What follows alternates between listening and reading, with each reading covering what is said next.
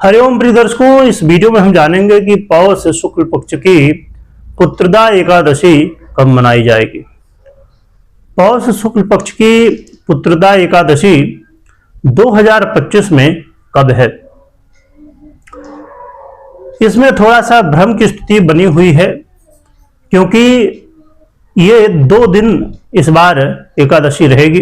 कई बार तिथि का क्षय या तिथि के कम ज्यादा होने की वजह से 2 दिन या तो फिर कई बार 3 दिन की स्थितियां भी बनती हैं। तो यहां पर ये जो पुत्रदा एकादशी है, तो पुत्रदा एकादशी एक ऐसा व्रत है कि जो माताएं बहनें संतान की इच्छा रखती हैं, उनके लिए ये कहा जाए कि इच्छा पूर्ति का व्रत कहलाएगा। क्योंकि पुत्रदा एकादशी का व्रत करने से संतान की प्राप्ति होती है और जिनके संतान है उनका कल्याण होता है।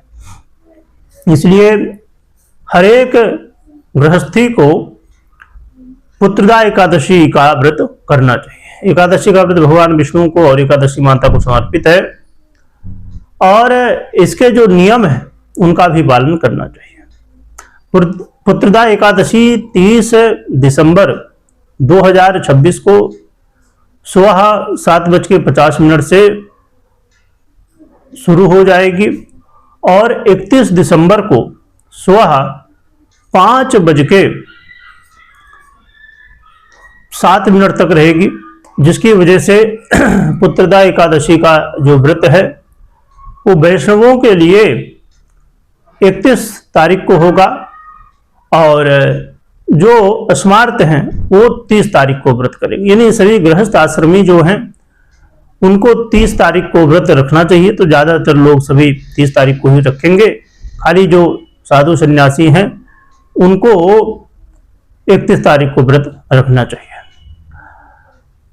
तो जो लोग 30 तारीख को व्रत रखेंगे तो वो 31 तारीख को दोपहर में 1:30 बजे से लेके 1:26 से लेके 3 बजे तक पारण कर सकते हैं। और जो 31 तारीख को रखेंगे वो 1 तारीख को 7:15 बजे से लेके 9:15 बजे तक सुबह पारण कर सकते हैं। इसकी विधि ये है कि आप निर्जला यदि रख सकते हैं तो रखें, नहीं तो जल पी के रखें या तो फिर फलाहार से रखें। प्रातःकाल स्नान आदि से निवृत्त हो जाए, भगवान विष्णु की पूजा करें और व्रत रखें। हर दिन में रात्रि में भगवान का भजन कीर्तन करते रहें। रात्रि जागरण का बड़ा महत्व यदि आप कर सकते हैं और फिर द्वादशी को पारण करना चाहिए ब्राह्मण भोजन इत्यादि करा के। यदि ब्राह्मण भोजन कराने की सामर्थ्य ना हो तो फिर आप सीधा दान इत्यादि कर सकते हैं।